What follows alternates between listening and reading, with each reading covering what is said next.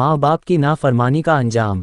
एक लड़की की शादी हो गई। शादी की पहली रात को दूल्हा खाने की एक बड़ी थाली लेकर कमरे में दाखिल हुआ।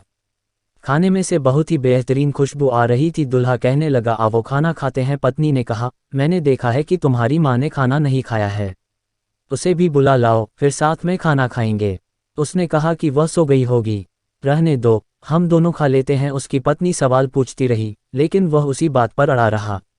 पति का व्यवहार देखकर उसने तलाक की मांग कर ली। पति उसकी मांग पर बहुत हैरान हुआ, लेकिन तलाक होने तक वह अपनी बात पर कायम रही और तलाक ले ली। बहरहाल दोनों अलग हो गए और फिर दोनों ने दूसरी शादियां कर ली।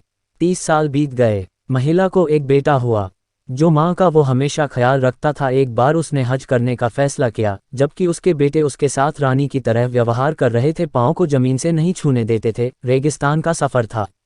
रास्ते में उसने एक आदमी को बहुत बुरी हालत में देखा, भूखा प्यासा, बाल अस्त व्यस्त। उस औरत ने अपने बेटे से कहा कि उसे उठाओ, उसके हाथ धोओ और उसे खिलाओ।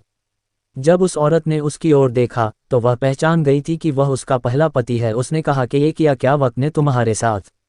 उस आदमी ने कहा, मेरे बच्चे ने मुझे घर से निकाल दिया है। उस औरत ने कहा, तुमने अपने माता पिता के साथ दुर्व्यवहार क्यों किया? इसलिए मुझे डर था कि कल मेरे साथ भी ऐसा ही होगा। देखो मैं कहाँ हूँ और तुम कहाँ हो। माता पिता के साथ दुर्व्यवहार करना अल्लाह को नाराज करना है। हमें अपने माता पिता के साथ अच्छाई का मामला करना चाहिए। बुढ़ापा में हमें उनकी मदद करनी चाहिए जिस तरह से हम जीना चाहते हैं, क्योंकि यह एक ऐसा कार्य है जिसका इस दुनिया में पुरस्कृत किया जाता है, चाहे वह अच्छा हो या बुरा।